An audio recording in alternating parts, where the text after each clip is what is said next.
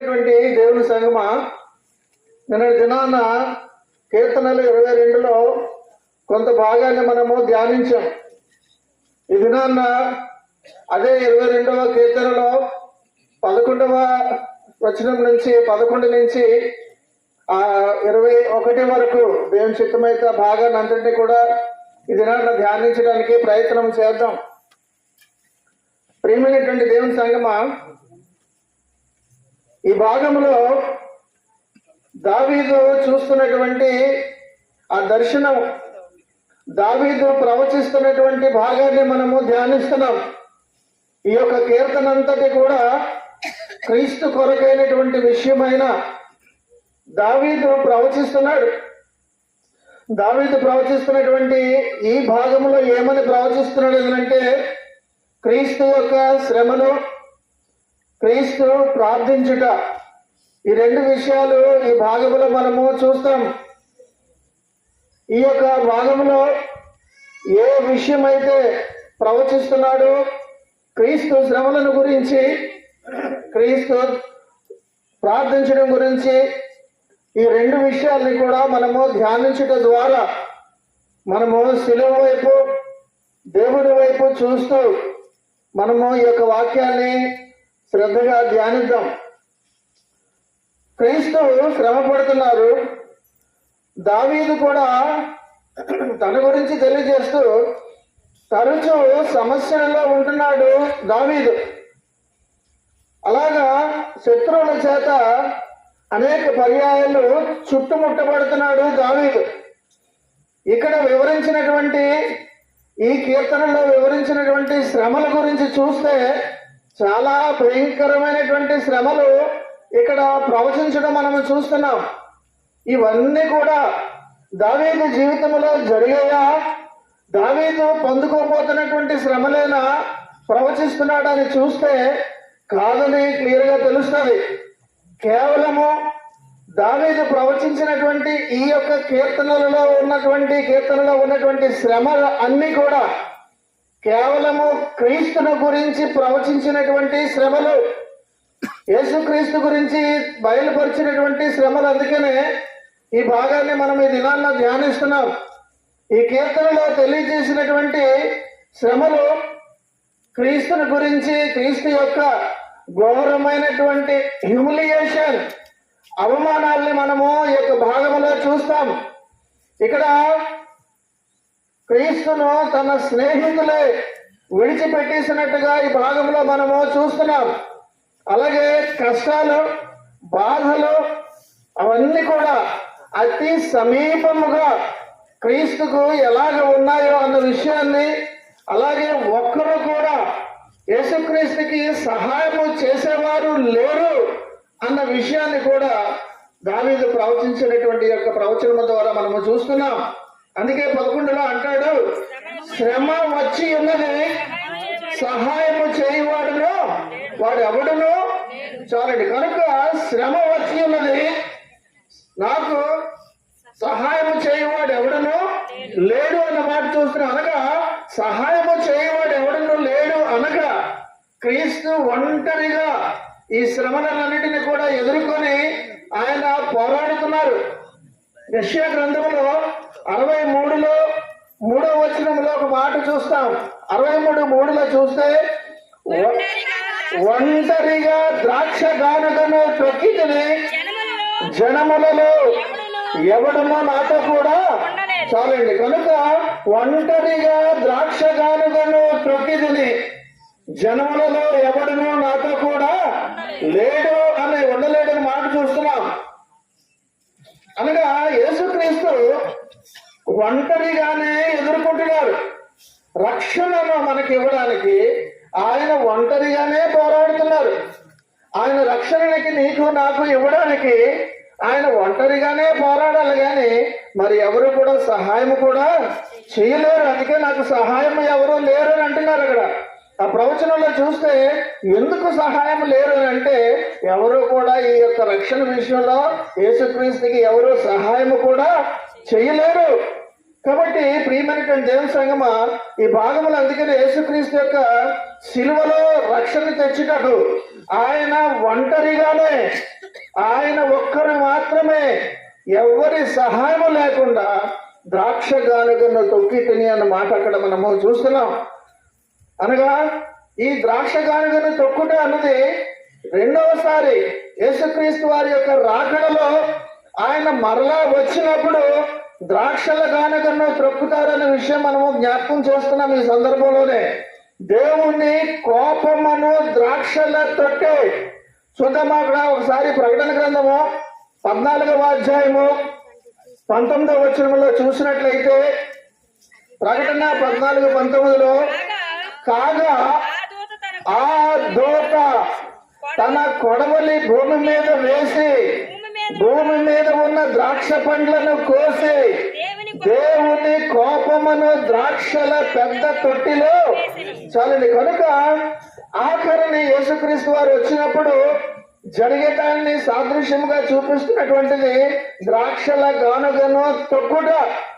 ఈ భాగంలో మనం అదే చూస్తాం. అనగా అసలు మనందరము కూడా, పాపులమైనటువంటి మనందరినీ కూడా ఈ ద్రాక్షల తొట్టిలో దూతల చేత అందులో వేయబడి మనమందరము కూడా తొక్కబడవలసినటువంటి వారము. కానీ యేసుక్రీస్తు మనల్ని కాదు, కానీ మన శత్రువులను ఈ ద్రాక్షల తొట్టిలో వేసి ఆయన తొక్కుతున్నారు అన్న విషయాన్ని ఇక్కడ తెలియజేస్తున్నారు. అనగా మరణము యొక్క బలము గల వారిని, అనగా అపవాదిని, మన శత్రువుని ఆయన నశింప చేయట కొరకే ఈ భూమి మీదకి వచ్చారన్న విషయాన్ని మనం చూస్తున్నాం. హెబ్రీయులకు రాసిన పత్రిక 2వ అధ్యాయము చదవబడ్డా ఉందాక ఆ 14-15లో మాటలు చూస్తాం. కాబట్టి పిల్లలు రక్త మాంసములు గలవారైనందున ఆ ప్రకారమే మరణము యొక్క బలము గలవారిని, అనగా అపవాదిని మరణము ద్వారా నశింప చేయుటకును జీవిత కాలమంతయు మరణ భయము చేత దాస్యమునకు లోబడిన వారిని విడిపించుటకును ఆయన కూడా రక్త మాంసములలో పాలివాడాయన మాట మనం ఆ మాటలు అర్థమవుతున్నాయి చదవగానే. కనుక యేసుక్రీస్తుకి సహాయము చేయువాడు ఎవడను కూడా లేరు అన్న విషయాన్ని మనము గమనిస్తున్నాం. అనగా ఆయన అవమానించబడ్డారు, శత్రువులందరూ కూడా చుట్టుముట్టారు. వారు ఎంత బలమైనటువంటి వారు, యేసుక్రీస్తుని చుట్టుముట్టి ఆయనని బంధించి ఆయనని కొడుతూ హింసిస్తున్నటువంటి వారు, ఆ హింసకు గురి చేసినటువంటి వారు ఎంత బలమైనటువంటి వాళ్ళు ఆ 12వ వచనంలో 22వ కీర్తనలో చూస్తున్నాం. వృషభములు అనేకములు నన్ను చుట్టుకొని ఉన్నవి, బాషాను దేశపు బలమైన వృషభములు చాలా నన్ను ఆవరించి నేను మాట చూస్తున్నాం. అనగా యేసుక్రీస్తు వారి యొక్క శత్రువులు ఎవరనంటే హై ర్యాంక్ లో ఉన్నవారు, ప్రధాన యాజకులు, పెద్దలు, వీరు అందరూ కూడా, అనగా వీరిని వృషభములు, బుల్స్ తో పోలుస్తున్నాడు. కాబట్టి వీరందరూ కూడా యేసుక్రీస్తును చుట్టుముట్టారన్న దానిని ప్రవచనాత్మకంగా చెప్పినటువంటి మాటే వృషభములు అనేకములు నన్ను చుట్టుకొని ఉన్నవి అన్న మాట తెలియజేస్తున్నారు.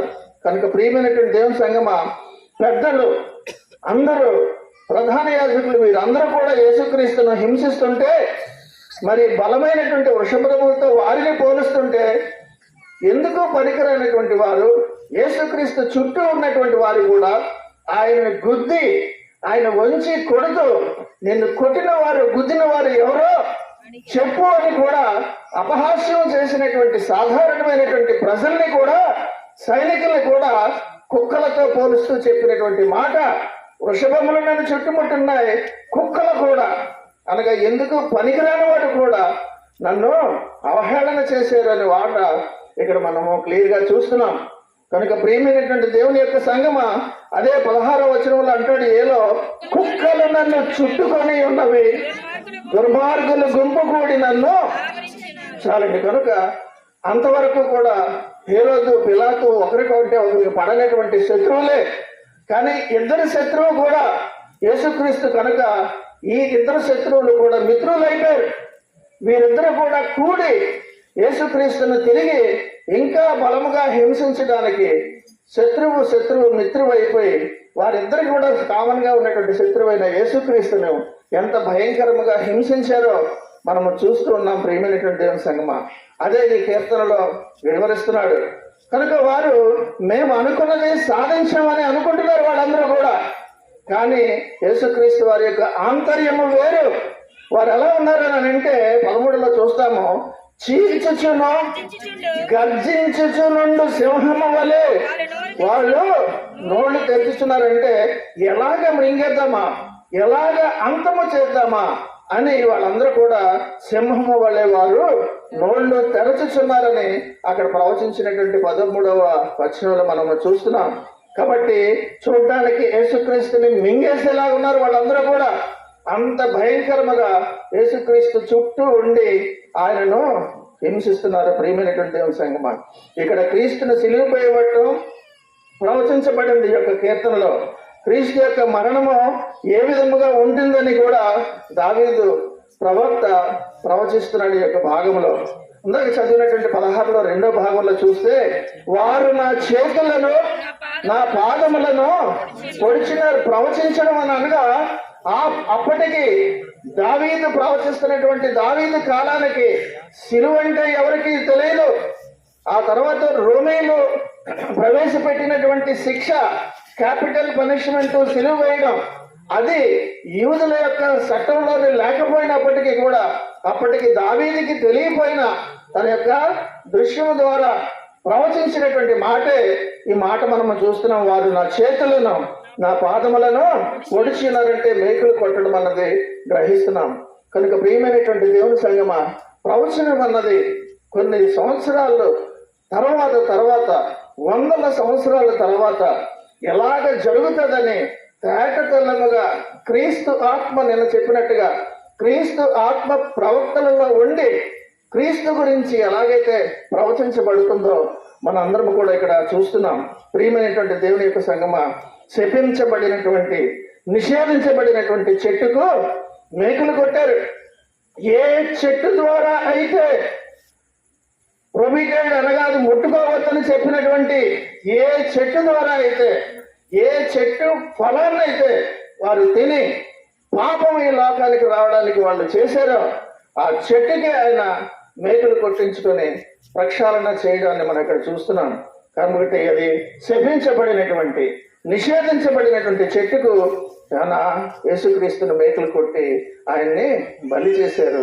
ప్రియమైనటువంటి దేవుని సంగమం, కాబట్టి పాపము ఎంత తీవ్రమైనదో మనము ఆలోచించాలి. పాపము ఎంత తీవ్రమైనదో శారీరకంగా మానసికంగా వేదనతో కూడినటువంటిది. కేవలం శారీరకమైనటువంటి హింసే కాదు, అవమానము, మానసికమైనటువంటి హింస అన్నిటికంటే భయంకరమైనటువంటిది. అటువంటి వాటితో దేవుడిని ప్రభువైనటువంటి యేసుక్రీస్తుని ఆయన వాళ్ళందరూ కూడా బాధ పెట్టినా సరే ఆయన పాపానికి ప్రాయశ్చిత్తము చేయడానికి యేసుక్రీస్తు వారు ఇష్టపూర్వకంగా భరించినటువంటి క్షోభాది. ఇదన్నీ కూడా ఎవరి గురించి? మనందరి గురించి, నీ పాపముల గురించి, నా పాపముల గురించి అని గమనించాలి. ప్రియమైనటువంటి దేవుని యొక్క సంగమా, తన శరీరం అంతా కూడా ఎంత బలహీనమైపోయిందో ఆ 14-15 వచనాల్లో మనం అక్కడ చూస్తున్నాం. నేను నేల వలె పారబోయబడి ఉన్నాను, నా ఎముకలన్నీ స్థానము తప్పి ఉన్నవి, నా హృదయము నా అంతరంగమందు మైనము వలె కరిగి ఉన్నది, నా బలము ఎండిపోయి చిల్ల పెంకు వలె ఆయను, నా నాలుక నా దౌడను అంటుకొని ఉన్నది, నీవు నన్ను ప్రేతల భూమిలో చాలని ప్రాడవేసి ఉన్నావన్నాడు. ఈ 2 మాటలు 2 వచనాలు లోతైనటువంటి భావము. యేసుక్రీస్తు యొక్క శిలువ శ్రమలలో అక్షరాల నెరవేరినటువంటి విషయం ఒక్కొక్కటి మాటలు ధ్యానిస్తే మనకి అర్థమవుతుంది.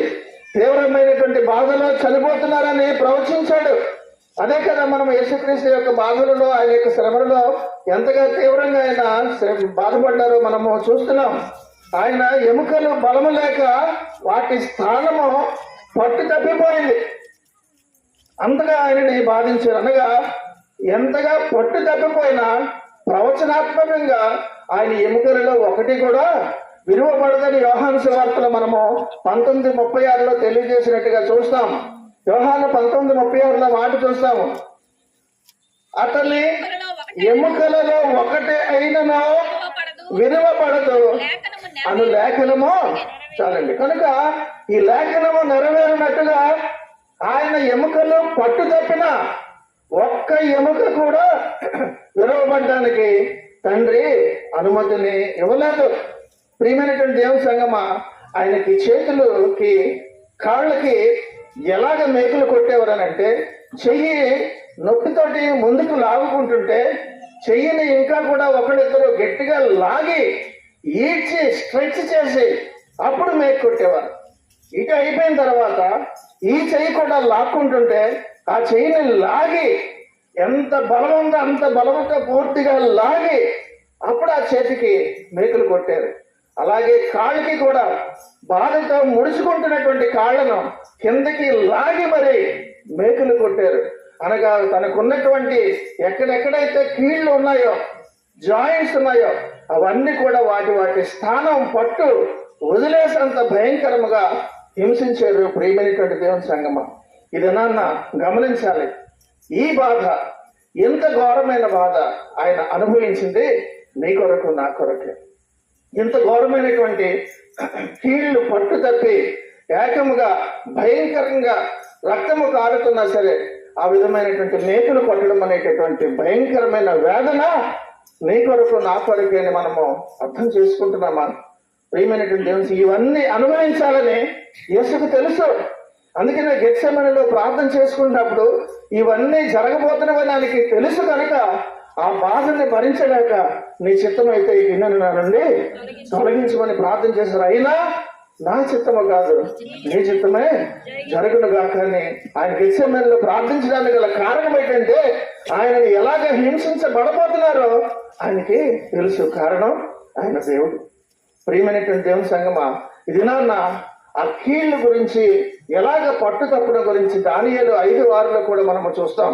ఆ దానియేలు 5:6 చూసినప్పుడు అతని ముఖము వికారమాయను, అతడు మనస్సునందు కలవరపడగా అతని నడుము కీళ్ళు సడలి అతని మోకాళ్ళు గడగడ వణుకుచు. చాలు, మనం ఒక అరగంట ఎక్కువ నడిస్తే గడగడ కాళ్ళు వణుకుపోయి పడిపోతాం, కూర్చుండిపోతాం. అలాగ అన్ని గంటలు సిలువ మోయించి అంతకు ముందంతా కూడా 40 రోజులు ఉపవాసం ఉండి ఆయనను చేతులు లాగి ఈడ్చి మరి మేకులతో కొట్టి అలా ఉన్నప్పుడు ఆయన మోకాళ్ళు ఇవి కూడాను ఎలాగ పట్టు సడలించి గడగడ ఎలాగ వణిగిపోతాయో మనందరికీ కూడా అర్థమవుతుంది. ప్రియమైనటువంటి దేవుని సంగమా, ఇంత భయంకరముగా ఈ సృష్టి అంతా కూడా ఏ పట్టునైతే కోల్పోయిందో ఆ పట్టు తిరిగి ఇవ్వడానికి ఆయన పట్టు సడలించారు. ఆయన శరీరంలో ఆయన పట్టు వదిలిపెట్టడానికి ఎందుకు ఇష్టపడ్డారనంటే ఈ సృష్టి పోగొట్టుకున్నటువంటి పట్టు దానికి ఇవ్వడానికి ఆయన పట్టును వదిలేశారు. కనుక ప్రియమైనటువంటి దేవుని సంగమా, ఇది నాన్న ఆయన కీళ్ళు వదులైపోవడానికి ఆయన అనుమతి ఇచ్చారనంటే కారణం నీవు బలపడడానికి, నేను బలపడడానికి అని గ్రహించాలి. ఏ పాపము వలనైతే నీ ఎముకలు నా ఎముకలు స్థానము తప్పాయో అవి తిరిగి యథాస్థానానికి రావడానికి ఆయన తన యొక్క కీళ్లను స్థానం తప్పించబడడానికి ఆయన అనుమతి ఇచ్చారు. ఏ పాపము వలనైతే నీ జీవితము చిన్నాభిన్నం అయిపోయిందో అవి తిరిగి యథాస్థానంలో పూర్వ స్థితికి నీ యొక్క జీవితం రావడానికి ఆయన యేసుక్రీస్తు ఆయన ఎముకలను స్థానము తప్పడానికి ఆయన అనుమతినిచ్చారని ఇది మనము గమనించాలి. నీ విరిగిన ఎముకల లాంటి నీ జీవితము తిరిగి కూడా అతకపడడానికి, కలవడానికి, నీ జీవితము కోల్పోయినటువంటి విరిగిపోయినటువంటి బ్రోకెన్ లైఫ్ లాంటి నీ జీవితము తిరిగి సంతోషంగా మారడానికి ఆయన ఎముకలలో పట్టు సడలించడానికి ఆయన వారందరికీ కూడా కుక్కలు లాంటి వారికి, ఆ సైనికుల చుట్టూ ఉన్నటువంటి వారికి ఆయన అనుమతులిచ్చారు. ప్రియమైనటువంటి దేవుని సంగమా, 14వ వచనంలో 22వ కీర్తనలో 3వ భాగంలో మనం చూస్తాం. నా హృదయము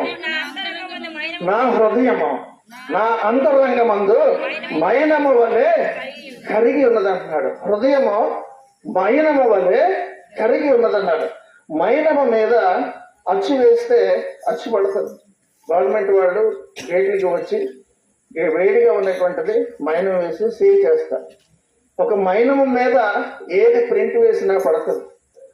దేవుని యొక్క కోపము, పాపం మీద తండ్రికి ఉన్నటువంటి కోపము ముద్రించబడడానికి ఆయన యొక్క హృదయాన్ని మైనములాగా కలగ తీసుకున్నారు. ఆయన మైనములాగా చేయబడ్డానికి ఎందుకు ఇష్టపడ్డారని అంటే తండ్రి యొక్క ఉగ్రతను భరించడానికి, ముద్రింపబడ్డానికి. ప్రియమైనటువంటి దేవుని సంగమా, యేసుక్రీస్తు ఏ పాపములను పరిహరించడానికి, పాపములు తీసివేయబడ్డానికి తండ్రి అయినటువంటి దేవుని యొక్క కోపం యొక్క ముద్రలు పడడానికి ఆయన హృదయాన్ని మైనంగా మార్చేసుకున్నారు. ప్రియమైనటువంటి దేవుని సంగమా, ఇది నన్ను అందుకనే నా హృదయము నా అంతరంగమందు మైనము వలె కరిగి ఉన్నదన్న మాట ఇక్కడ మనందరం కూడా చూస్తున్నాం.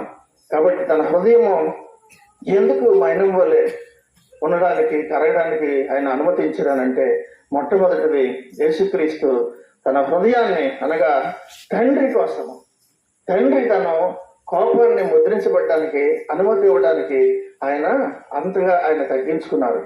ప్రియమైనటువంటి దేవుని సంగమా, రెండవది ఏమిటనంటే నీ కఠిన హృదయం, నీ కఠిన యొక్క హృదయం కూడా కరగబడి మెత్తన చేయబడ్డానికి, పాషాణం లాంటి నీ యొక్క హృదయము ఏ మాటకి గాని ఏ యొక్క దీనికి గాని కరగనటువంటి నీ హృదయము, నీ హృదయం కూడా మెత్తబడ్డానికి ఆయన హృదయాన్ని మైనములాగా మార్చుకొని దేవుని యొక్క ఉగ్రతని ఆహ్వానించి ఆయన యొక్క హృదయములను ముద్రించబడ్డానికి, ఆ యొక్క అగ్ని అనేటటువంటి ఉగ్రతను భరించడానికి గల కారణం ఏంటంటే నీ హృదయం కరగాలని. ఇంకా నీ హృదయం కరగట్లేదా? చాలా మంది హృదయాలు చాలా పాషాణులుగా ఉంటాయి. ఎంత చెప్పినా ఏది చెప్పినా హృదయం ఏమాత్రం కూడా కరగదు. అంత కఠినమైనటువంటి హృదయం గల వాళ్ళతోటి ఇది నా పరిశుద్ధాత్మ దేవుడు మాట్లాడుతున్నారు.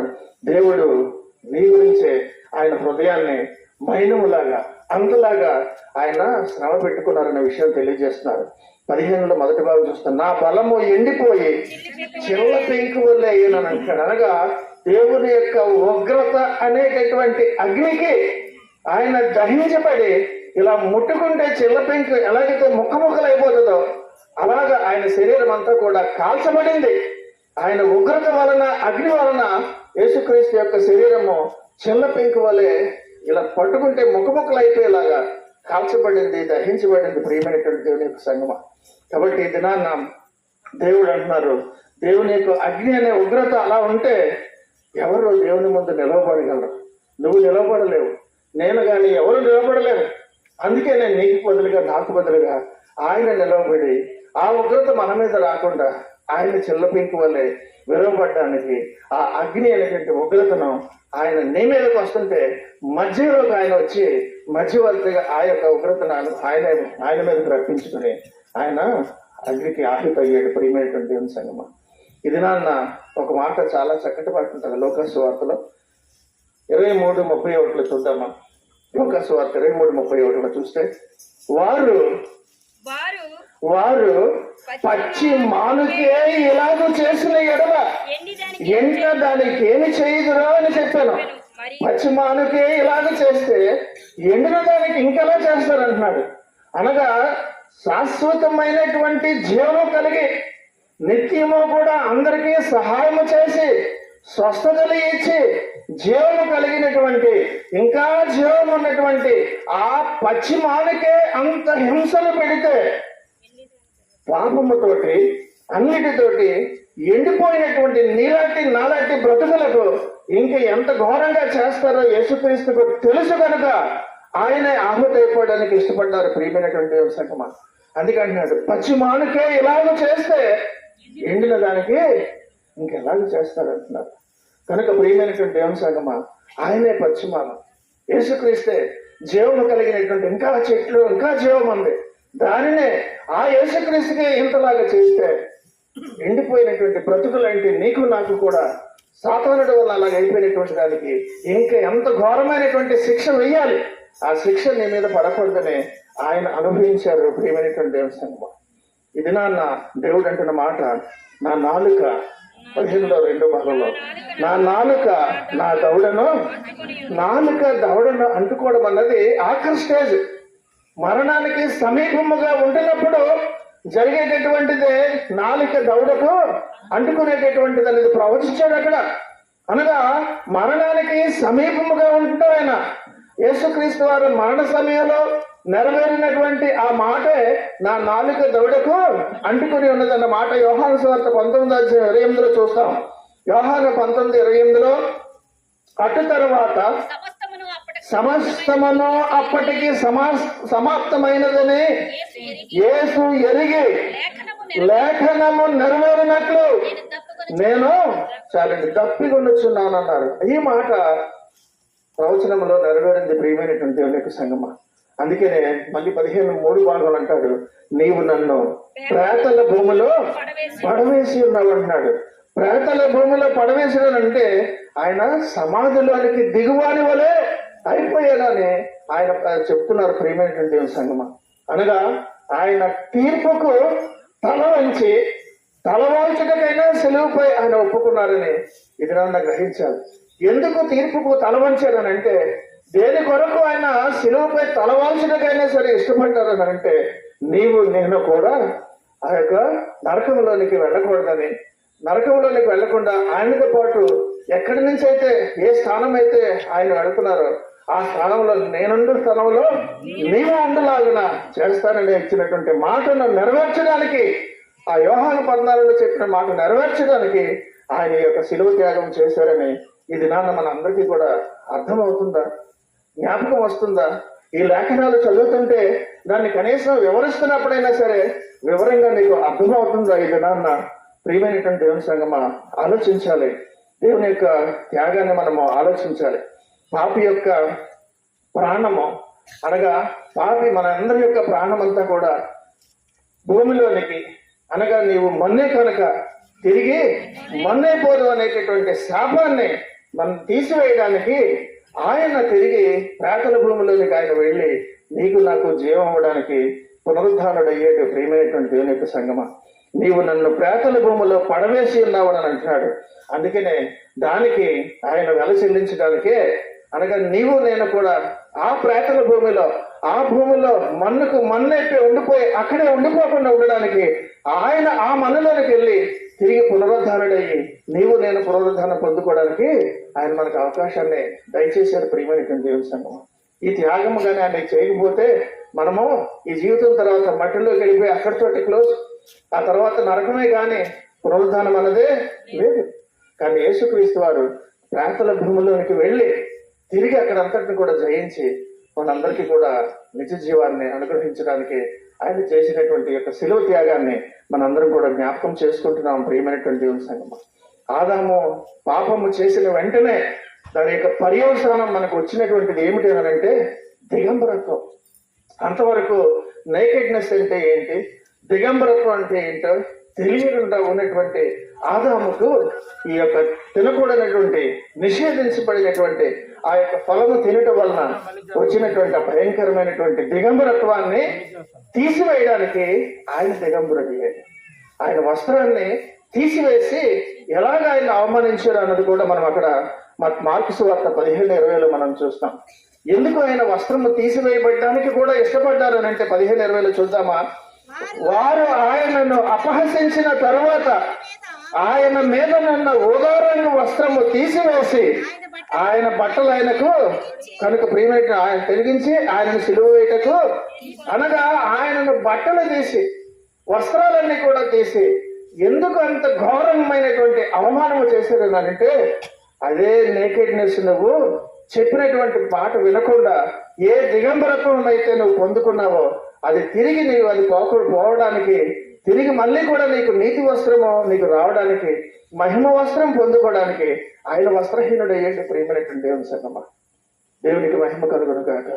ఎంత గొప్పటి త్యాగము చేసి నీవు నేను కూడా ఈ శరీరముల తర్వాత ఈ వస్త్రము ఈ యొక్క శరీరాన్ని విడిచిపెట్టిన తర్వాత నీతి వస్త్రాలు అనగా మొట్టమొదట సృష్టిలో మొట్టమొదట ఏ వస్త్రాలు లేకుండా ఉన్నప్పుడు ఏ మహిమ శరీరముతోటైతే ఆదాము వాళ్ళని సృష్టించారో ఆ మహిమ శరీరాన్ని తిరిగి పొందుకోవడానికి ఆయన వస్త్రాన్ని తీసివేయడానికి కూడా ఆయన ఒప్పుకున్నారు ప్రియమైనటువంటి దేవుని సంగమా.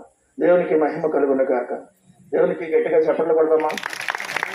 ఇంత గొప్ప త్యాగము చేసినటువంటి ఆయన ఈ శ్రమల ధ్యాన కూటములలో మాత్రమే కాకుండా నిత్యమే కూడా నా యేసు నా కొరకు చేసినటువంటి ఈ త్యాగము, నీతి వస్త్రాలు నేను ధరించడానికి ఆయన వస్త్రాన్నే తీసివేయబడ్డానికి, ఇలా ఒక్కొక్కటి ఇప్పటి వరకు చెప్పిన ప్రతి మెట్టు కూడా ఒక్కొక్క దానికి ఒక్కొక్క అర్థవంతమైనటువంటి జీవితాన్ని ఆయన జీవించి ఆఖరికి ఆయన భయంకరమైనటువంటి విధముగా ఆయన శిలువ త్యాగము చేసి ప్రాణాన్ని అర్పించి తిరిగి పునరుద్ధానుడైనటువంటి యేసుక్రీస్తుని మనందరం కూడా ధ్యానిస్తూ మన జీవితాన్ని ఎప్పటికైనా మార్చుకోవాలని ఇది నా మీ అందరికీ కూడా తెలియజేస్తున్నాను.